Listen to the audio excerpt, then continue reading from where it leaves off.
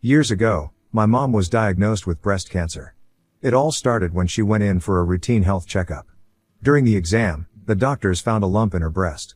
When she came back home with her results, she kept repeating that it couldn't be real, and that there must have been some kind of a mistake. At the time, I was just a young teenager, so I couldn't comprehend exactly how cancer would ultimately destroy my family. Mom visited 3 different doctors after that, only to receive the same results each time.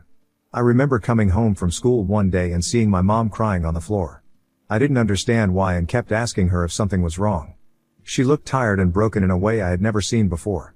That night, she sat me and my dad down in the living room and told us the news that she had breast cancer and would be starting chemotherapy soon. My dad, he looked devastated. His face seemed to crumble in slow motion, and he just went numb. He didn't speak a word after that. My mom, on the other hand, tried to stay composed. She smiled at me in a comforting way, as if to say everything would be okay. She reassured me that she was going to fight and that I shouldn't worry too much about her. I had so many questions, but I was scared to ask, so later that night, I retreated to my room, opened my laptop, and started Googling everything I could about breast cancer. It was overwhelming. Words like stages, chemotherapy, and survival rates flashed across the screen, each more terrifying than the last. I didn't know how to handle what was happening to my mom. I didn't know how to help her. I was just a kid, and the enormity of it all was crushing.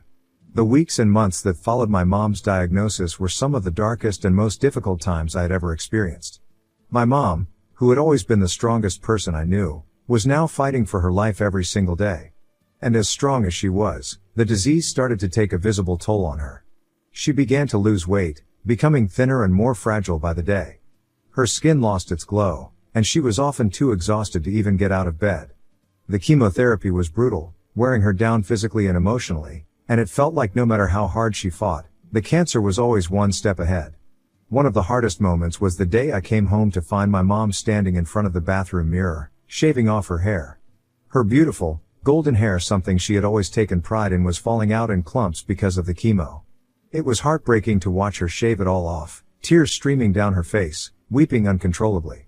I stood frozen in the doorway, watching her as she struggled to hold the razor, her hands shaking with emotion. I wanted so desperately to help her, to say something that would make it better, but I felt so helpless. How do you comfort someone when their entire identity is being stripped away by something beyond their control? If you're wondering where my dad was through all of this, he had completely checked out emotionally. My dad has never been the kind of person who can express his emotions well. He's always been quiet, and reserved, and keeps his feelings to himself. Even in the face of something as terrifying as my mom's cancer, he stayed true to that nature. He was physically there with us, but it was like he had built a wall around himself, and his mind was somewhere else. I could sometimes tell he was suffering too in his own way, but he never talked about it with us. All I remember is him refusing to accompany my mom to her chemotherapy appointments or spend time with her after she cut off all her hair. They would have huge fights about his lack of support, but he would just sit silently at the dinner table, staring at his plate, or disappear into his workshop, after coming back from the office, for hours at a time. Over time, my dad distanced himself more and more from us as her condition worsened. When my mom finally lost her battle with cancer and passed away, it was devastating. That was the first day I ever saw my dad break down. He sobbed uncontrollably, as though all the emotion he had kept buried inside was finally pouring out. For just that one day, he felt like my father again. I remember thinking, maybe this is it, maybe we can get through this together. Maybe we could finally lean on each other, share our grief, and find a way to heal. But that wasn't what happened. In fact, after that one day, everything got worse. My dad sank deeper into his pain, but instead of facing it, he turned to alcohol. It became his escape, his way of numbing the unbearable loss. He started drinking every day, and it quickly spiraled out of control. He would miss work, disappearing for hours, sometimes the entire day, only to spend his time sitting in empty bars, drinking himself into oblivion. I'd come home from school to an empty, silent house. I would miss my mom terribly, as the house no longer felt warm without her. Most days, I'd scrounge for whatever food I could find in the fridge because Dad would forget to go to the grocery store. Bread and jam became my go-to dinner because it was all that was left in the pantry. I still remember the hollow feeling of eating alone at the kitchen table, with the overwhelming silence, trying to focus on schoolwork or anything to distract myself from the growing loneliness. But the hardest part wasn't just being alone, it was what happened when my dad did come home. More and more often, It would be strangers, random people I didn't know, bringing him back to the house, practically carrying him because he was so drunk he couldn't even stand on his own. My dad would be hanging onto them, slurring his words, barely conscious. It was humiliating and heartbreaking to see my father that way. He never talked to me anymore, never asked how I was doing or how I was handling the loss of my mom. It was like I didn't exist to him. There were days when he would avoid even looking at me, as if seeing me reminded him too much of what we had lost. I often wondered if he blamed himself for not being there for my mom during her last days, but he never said a word. His lack of interest in my life often made me feel like I had lost both of my parents. Then my mom's sister, Maddie, came into our lives, just 1.5 years after Mom had passed away. She had landed a job in our town and had nowhere to live at the time, so she asked if she could stay with us temporarily until she found her own place. My dad wasn't thrilled about the idea. He was resistant to almost everything back then, but I was the one who convinced him. I thought it might help to have someone else around the house. Honestly, I was just relieved to have an adult in the house who wasn't drowning in grief or miserable like my dad. At the time, I had no way of knowing what would happen between them. If I had, I would have never suggested it. In the beginning, I was happy to have Maddie with us. She was just like my mom, energetic and outgoing. She would cook my favorite meals, something I hadn't had since my mom passed away. Sitting down to a real dinner again felt almost strange, like I was remembering what it was like to be part of a family. Maddie also spent time with me, asking me about school, my friends, and my life. She would tell me stories about her and my mom growing up together, sharing memories that made me feel connected to my mom in a way I hadn't felt since she had died. She would show me old photos of them, reminding me of how much my mom loved life and how full of joy she had been before everything changed. It was comforting to be with an adult who understood the pain I was going through and was trying to help me. However, as the days went on, Maddie started spending more and more time with my dad as well. They became unusually close. At first, I didn't think much of it. She was trying to help, and I was grateful. My dad had been lost in his grief for so long, and Maddie seemed to be the only person who could reach him. She would urge him to stop drinking, telling him it was time to start living again, to be there for me and for himself. And somehow, he would listen to her. After months of watching him spiral, suddenly he was staying home more often, spending his evenings with us instead of drinking at the bar. Maddie convinced him to watch movies with us, and for the first time in what felt like forever, we were doing something together as a family. She even got him to be more involved with me. Sometimes, she would gently nudge him to ask about my day, and he would actually do it. Other times, she would convince him to come to my school games, something he hadn't done in ages. It was almost surreal, to see my dad slowly coming back to life. I started thinking that Maddie's presence was the best thing that could have happened to us. In fact, I was so foolishly convinced that Maddie staying with us was helping my dad that I started praying she wouldn't move out anytime soon. I would drop little hints, asking her if she had found an apartment yet, but secretly hoping she hadn't. I wanted her to stay because she was the only person who seemed to be able to get through to my dad. I thought maybe she was the answer to our prayers, the person who would fix everything. Little did I know that her presence would lead to something I never could have anticipated. One day, as I came home from school, I accidentally walked into my dad and Maddie kissing. Right there, in the kitchen where we used to eat together as a family, they were now wrapped up in each other's arms like my mom had never even existed. I couldn't speak and all I felt was an overwhelming sense of disgust. They froze too, the second they saw me. My dad's face turned pale, and he immediately rushed toward me, apologizing, stammering, trying to explain, but I couldn't even process what he was saying. I didn't know how to respond or what to say. I just knew I had to get out of there. Without thinking, I turned and ran out of the house. I didn't know where I was going, only that I couldn't stay in that house a second longer. My stomach churned, and I felt sick to my core. How could they do this? How could she do this? Maddie, my mom's sister, was now kissing my dad, like my mom had never mattered. It hadn't even been that long since she passed away. He was my mom's husband. They had shared a life together, and Maddie knew better than anyone the love my parents had. It felt like a complete violation of my mom's memory, like something sacred had been torn apart. Eventually, my dad did find me, sitting on the curb, in front of our local grocery store. He tried to comfort me, telling me that I needed to come back home, but I couldn't even look at him. When we finally got back to the house, Dad and Maddie both sat me down and tried to explain themselves. They said they both loved my mom, that nothing would ever change that, but they had fallen for each other over time and couldn't help what they felt. My dad called it moving on, like it was something that should make sense to me, as though their feelings for each other somehow made everything okay. And then Maddie, of all people, had the audacity to try to emotionally manipulate me.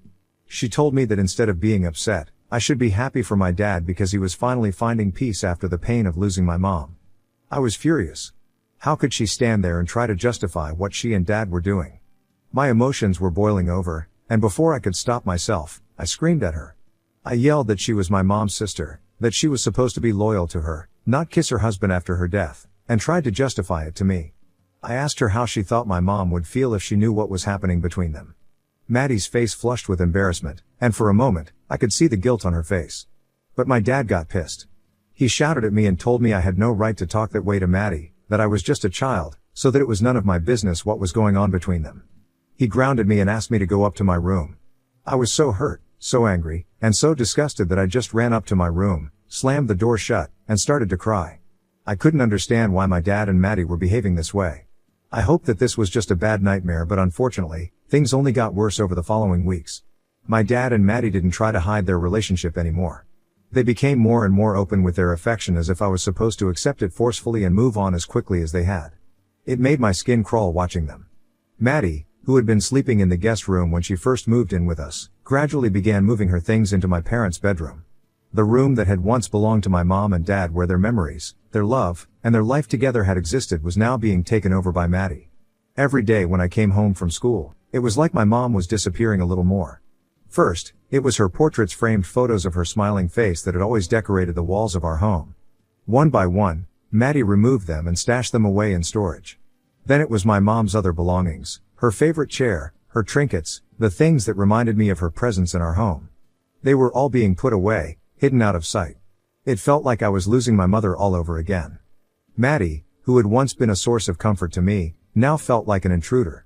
She acted like the house was hers, like she had the right to make all these changes without even trying to understand me. Every time she moved another one of my mom's things, I would protest, but she would end up complaining to my dad about me. She would tell him how difficult I was being, how I wasn't listening, how I was making life hard for them. And my dad? He always took her side. Every single time.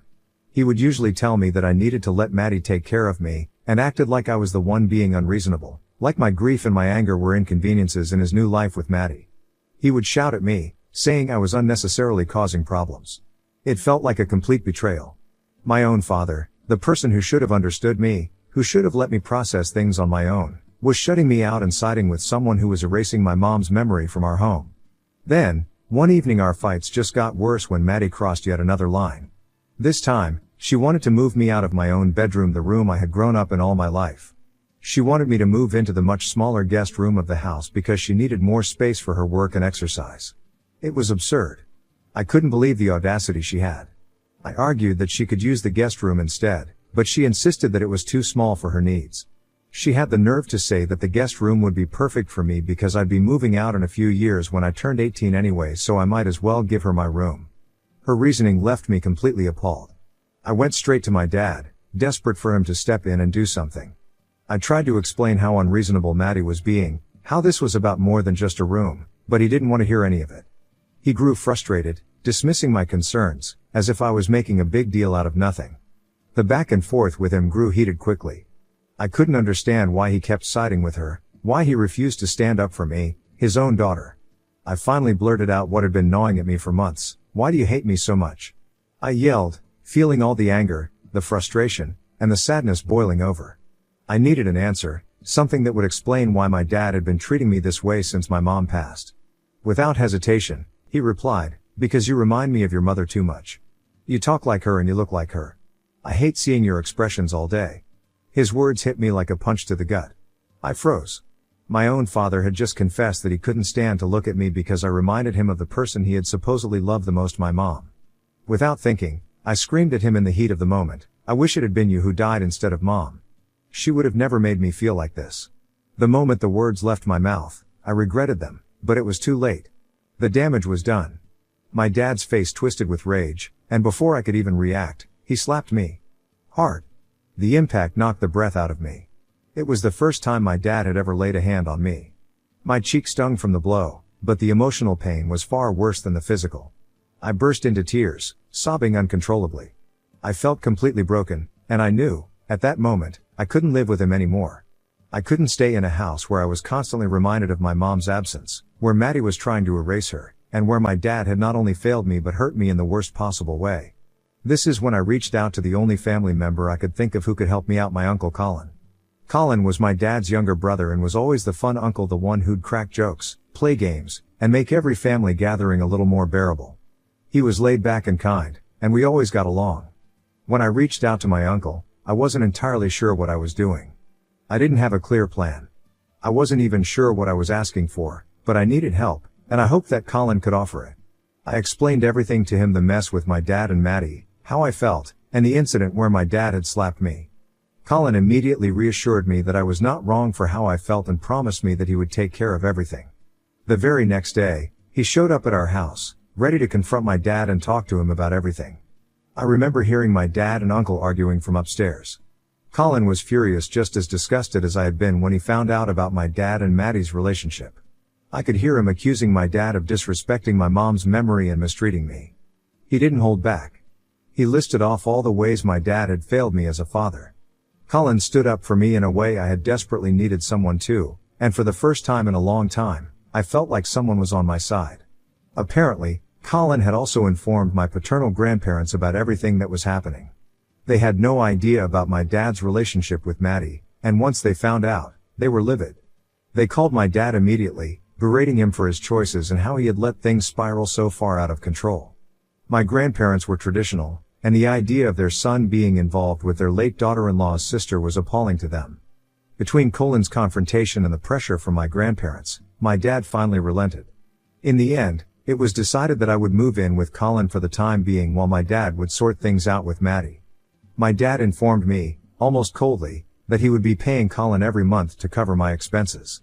I was shocked at how quickly everything happened, but I knew continuing to stay with him was far more dangerous. Living anywhere away from my dad and Maddie was fine with me. I felt completely detached from him by that point. When Colin asked me to pack my things and go with him, I did so without hesitation. Since the day I left my dad's house, Colin and his girlfriend, Cheryl, have been my family ever since. It's been 2 years now, and living with them has been a completely different experience. They've given me the stability, love, and care that I had been craving for so long. Cheryl is warm and supportive, and she makes me feel like I belong, something I hadn't felt in my own home for ages. My paternal grandparents visit me regularly, and they've been there for me. They don't talk much about what happened with my dad and Maddie, but I know they all disapprove of their relationship. My dad, on the other hand, has been almost completely absent from my life since I left. He used to try to call and talk to me, but after I showed a lack of interest, he stopped calling altogether and blamed me for pushing him away. In a way, I've come to terms with it. He made his choices, and I've made mine. It still hurts, but I've found people who care, and that's what's helped me move forward. Recently, when my paternal grandparents visited me at Colin's place, I overheard them whispering something about how my dad and Maddie had a baby together. It seemed like everyone in the room was disgusted by the news, since they didn't even know that Maddie had been pregnant because my dad had kept it so hush-hush. I could tell that my family was trying to keep this news quiet, maybe because they thought it would hurt me if I found out. I tried to listen closely as the adults discussed how my dad had been trying to reach out to them after Maddie had given birth, calling and trying to convince them to meet the baby, but no one wanted anything to do with him. Not my grandparents, not Colin, no one. I could hear the tension in their voices, the disapproval that still lingered after all these years. Even Maddie's side of the family, my maternal relatives, had cut ties with her. I hadn't kept in touch with my mom's side of the family very much since everything happened. But hearing that my mom's family also wanted nothing to do with Maddie made me feel a sense of validation I hadn't expected. It felt good to know that people still supported and respected my mom, that they could see how wrong Maddie had been for getting involved with my dad. There was a certain satisfaction in knowing that both sides of my family, paternal and maternal, stood by my mom's memory. I didn't think much about their conversation after that, but imagine my surprise when, out of nowhere, my dad called me yesterday. It felt surreal, given how distant and disconnected we've been for the past 2 years. He started by telling me how he missed having me around, which caught me off guard. He went on to tell me he had some good news to share. I remained quiet, unsure of where this was going, though I had a sinking feeling I already knew. Then he said it. He and Maddie had a baby, and he wanted me to meet my little brother. I couldn't believe he actually thought that introducing me to this new baby would somehow make things okay between us. I scoffed at him, unable to hold back. I told him flat out that the baby wasn't my sibling, and he had no right to call me when he had never cared about me before. That's when my dad started arguing, trying to convince me to move back in with him. He said he wanted to put the family back together and that he wanted me to give him another chance by going back home. At that point, the words felt so empty to me. Where was this concern when I needed him most, when he and Maddie were pushing me out of my own home? Now that they have a baby, he wants to play family again, as if I should just forget everything that happened. It was almost laughable, the way he thought he could erase the past so easily. I refused him, point blank. That's when he accused me of holding a grudge and how my mom would be disappointed in me for not having any grace. He told me that Maddie and my half-sibling deserved to have a supportive family around them and that he was counting on me to do the right thing. So, Reddit Ida, if I don't go crawling back to my dad after he was the one to kick me out? Update 1. To clarify, I'm turning 18 this year, so I'm no longer obligated to stay with my dad. I know I'm not a dependent kid, but Colin has basically taken on a parental role for me, and he would never let my dad force me to go back home. Tonight, I'll be telling Colin about what my dad said, just so he's prepared in case anything happens. I also agree with many of your comments. It's obvious my dad only wants me back because now his baby is being treated the same way he treated me after mom died. I do feel sorry for the baby, but I have no sympathy for him or Maddie. He's trying to manipulate me into forgiving him, and that's not going to happen. Update 2. It's been a week since my last update. Today, my dad showed up unannounced at Colin's house. Colin and Cheryl tried to keep him out, but he just kept yelling about how he wanted to see me, so I came downstairs and asked him to stop yelling in front of the neighbors. He then started guilt-tripping me again, saying he regrets what he did to me and wishes I would just come back home with him now. I told him as firmly as I could that Colin and Cheryl were my family and that I had no intention of leaving my home behind. He responded by saying that after I moved out, his whole family basically shunned him and Maddie, and now that his baby was here, they were still treating him like an outcast. He called me selfish for not seeing things his way and insisted that all I had to do was go back home with him so everyone could see that we were still very much a family. I was growing increasingly frustrated with his constant talking, so I finally told him, "Dad, I'm done with you. I've been done with you since the day you kicked me out, since the day I found you kissing my mom's sister in the kitchen. I want nothing to do with you, Maddie, or your child. You can call me whatever you want, but we will never be a family again." I watched as his face fell, clearly pained and hurt, but I didn't feel an ounce of sympathy for him. After that, he pretty much left without saying a word. Update 3. It's been 4 months since my last update, and I wanted to share that I'm officially 18 now. To clarify a few things, my dad hasn't contacted me since the last time he showed up at our place. My family continues to shun him and no one has even gone to check on him or his baby. I'll be starting college this year, and I'm also working part-time, so I don't need my dad's help anymore. Colin and my paternal grandparents have offered to help me out financially if I need anything, so I think I'm going to be okay.